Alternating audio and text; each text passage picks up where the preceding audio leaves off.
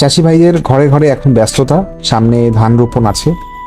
এছাড়াও নতুন ফসল অর্থাৎ উচ্ছে, শশা এই ধরনের ফসলের জমিতে রোপণ করার ব্যস্ততা চলছে। তো আমি আজকে একটি নতুন ভিডিও নিয়ে এসেছি।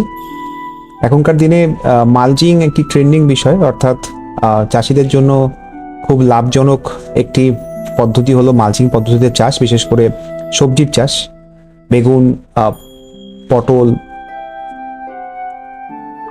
উচ্ছে এবং বরবটি এই ধরনের চাষগুলো এখন মালচিংয়ে করা হয়। তো আমি আজকে একটি জমিতে এসেছি। এই জমিতে মালচিং করা হচ্ছে। তো 0.25 মাইক্রনের মালচিং পেপার ব্যবহার করা হয়েছে। তবে একটি কথা আমি জানিয়ে রাখি, সাধারণত আমরা ইউটিউব বা ফেসবুকে যে ধরনের মালচিং দেখে অভ্যস্ত, অর্থাৎ চায়না বা ইসরায়েলে যে ধরনের মালচিং ব্যবহার করা হয়, এইখানে কিন্তু সেরকমভাবে মালচিং করা হয়নি।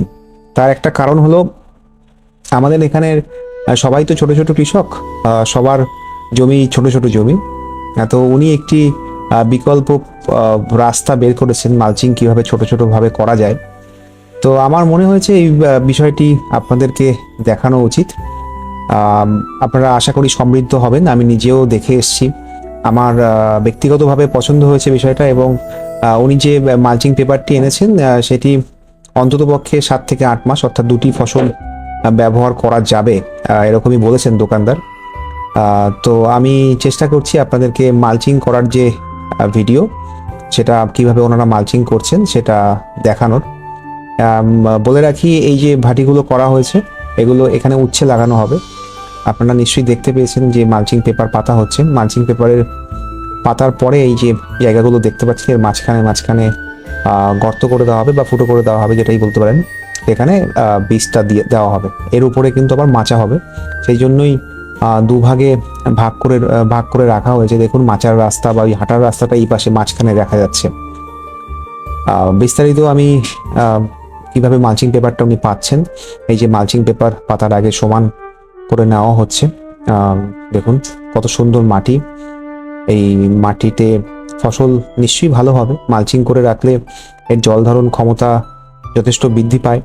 এছাড়াও মালচিংয়ের ফলে আগাছার নিয়ন্ত্রণ করা যায়, কারণ হলো উচ্ছের জমিতে তো সেরকমভাবে আগাছানাশক, অর্থাৎ আমরা যে গতানুগতিক আগাছানাশকগুলো ব্যবহার করি, আপনার পোড়া বলুন, সুইপ পাওয়ার বলুন, এগুলো তো সাধারণত ব্যবহার করা যায় না। তাই মালচিং করে নিলে এটা খুব সেফ। এই যে মালচিংয়ের পেপারের মধ্যে একটি পাইপ ঢুকিয়ে দেওয়া হয়েছে। পাইপ ঢোকানোর পরে এটাকে ভাটির উপর দিয়ে টেনে নেওয়া হবে এবং সাথে সাথে আরেকজন যিনি আছেন উনি এর উপরে কোদাল দিয়ে মাটি দেবেন। এটা কিন্তু গতানুগতিক কোনো পদ্ধতি নয়, এটা একটু অন্যরকম পদ্ধতি। এটা যথেষ্ট এফেক্টিভ। উনি আগের বছরও এইভাবে চাষ করেছিলেন, আমি নিজেকে দেখে এসেছিলাম। যথেষ্ট ভালো ফসল হয়েছিল। ঠিক আছে, তো চাষি তার আবিষ্কার সবসময় করছে। ঠিক আছে, আমরাও সেখান থেকে চেষ্টা করছি শেখার। তো মালচিং পেপারটা কি করে পাততে হয় বা পাচ্ছে সেটা আপনারা দেখুন। আমি আপনাদেরকে সেটা দেখানোর চেষ্টা করছি। মালচিং এর ক্ষেত্রে মাপঝোঁক খুব গুরুত্বপূর্ণ। তো যারা মালচিংয়ে এই ভিডিও দেখছেন বা ভাবছেন চাষ করবেন, সেক্ষেত্রে আমি বলবো আগে ভাটিগুলো তৈরি করে নেবেন। ভাটিগুলো যথেষ্ট মাপঝোঁক দিয়ে করে নেবেন, কারণ হলো পরে কিন্তু ভুল হয়ে গেলে সেটাকে কিন্তু সংশোধন করার কোনো সুযোগ থাকবে না। তারপরে সমান করে ভাটিটাকে ঠিক এইভাবে আপনারা মাটি উপরে দিয়ে দেবেন। ঠিক আছে, যাতে এর ওয়েটটা বজায় থাকে, যেন উড়ে না যায়। এবং একটু চেষ্টা করবেন একটু টেনে টেনে পেপারটাকে শক্ত করার, বা যেন মাটির সাথে লেগে থাকে। যত মাটির সাথে লেগে থাকবে তত ভালো মালচিং সেট হয়। ঠিক আছে, মালচিং সেট হওয়াটা খুব গুরুত্বপূর্ণ মালচিং চাষের ক্ষেত্রে। এটা যথেষ্ট ছোট জমি, আমি আগেও একবার উল্লেখ করলাম। ছোট জমির ক্ষেত্রে সেক্ষেত্রে খুব বড় ভাটি তো সম্ভব হচ্ছে না, সেক্ষেত্রে ছোট ছোট করে ভাটি করে এভাবে ওনারা করছেন। আপনারা নিশ্চয়ই দেখতে পাচ্ছেন বিষয়টা। এবং ভাটিগুলো আগে থাকতেই ওনারা মাপ দিয়ে তৈরি করে নিয়েছেন। যদি আপনারা মনে করেন একদিনে পারছেন না, সেক্ষেত্রে 2 দিনে করবেন, কিন্তু মালচিং পেপার যেটা আছে সেটা কিন্তু একদিনে পাতারই চেষ্টা করবেন। মালচিং পেপার পাতার পর এই জমিতে সেচ দিয়ে দেওয়া হবে। সেচ দিয়ে দিলে এই যে জমিটার যে ময়েশ্চার সেটা বজায় থাকবে এবং নতুন যে ফসল হবে, অর্থাৎ উচ্ছে লাগানোর কথা রয়েছে এই জমিটায়, সেটা ওনারা বসিয়ে দেবেন। দেখতে থাকুন কিভাবে মালচিং করে। মালচিং যথেষ্ট বৈজ্ঞানিকভাবে প্রমাণিত একটি বিষয়। যারা আধুনিক কৃষির সাথে যুক্ত হতে চান তারা অবশ্যই মালচিং পেপার চাষ করুন। এতে আপনার জমিতে আর্দ্রতা ধরে রাখে, সেচ অনেক কম লাগে। বিশেষ করে গরমের দিনে মালচিং পেপারে চাষ করা যথেষ্ট লাভজনক। মালচিং আরও একটি বিষয় নিশ্চিত করে, সেটি হলো আজকালকার দিনে যে সমস্ত উন্নত মানের বীজ বেরিয়েছে,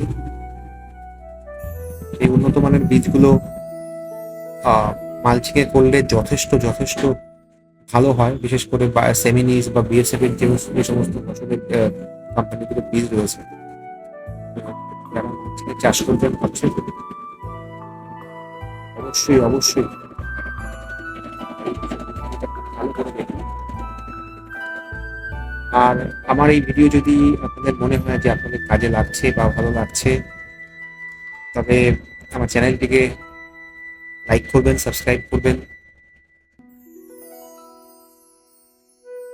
শেয়ার করবেন চাষিদের মাঝখানে। আমার উদ্দেশ্য হলো আপনাদেরকে, আমার মাধ্যমে যদি কোনো উপকার হয় সেটা চাষিদের বিশেষ করে, সেটা হলে আমি আমার যে পরিশ্রম, আমার যে কাজ, সেটা সার্থক হবে। এই দেখুন মালচিং পেপারটা পাতা হয়ে গেছে, ঠিক আছে। তো ওনারা কোদাল দিয়ে মাটি তুলে দিচ্ছেন। মাটি তোলার পরে চেষ্টা করবেন মাটিটা একটু ছড়িয়ে দেওয়ার, ঠিক আছে, তাহলে সেক্ষেত্রে ওয়েটটা সব দিকে বজায় থাকবে। উনি এপাশ দিয়েও মাটি তুলবেন, তবে আপনারা চেষ্টা করবেন মাটিটা একটু ছড়িয়ে দেওয়ার।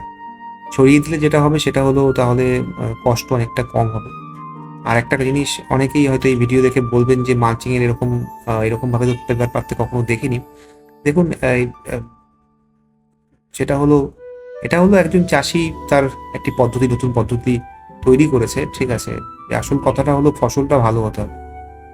ফসল ভালো হলে সেটা যে কোনো পদ্ধতিতে করলেই ঠিক। এই যে মালচিং পেপারটা যেহেতু হয়ে গেছে, উনি কেটে দিচ্ছেন পেপারটা পাতার পরে। এটা ব্লেড ব্যবহার করবেন, আমি আপনাদেরকে অনুরোধ করবো। কাঁচির মাধ্যমে কাটবেন না, কাঁচি যেহেতু অনেক লম্বা এবং অনেক মোটা হয়, সেক্ষেত্রে ঠিকঠাকভাবে না কাটতে পারে। এবং যথেষ্ট টাইট হয়েছে, আমি হাত দিয়ে দেখার চেষ্টা করেছি, যথেষ্ট টাইট হয়েছে, দেখুন। এবার উনি এই পাশটা দিয়েও একইভাবে মাটি তুলে দিচ্ছেন। আজকের ভিডিও এই অবধি।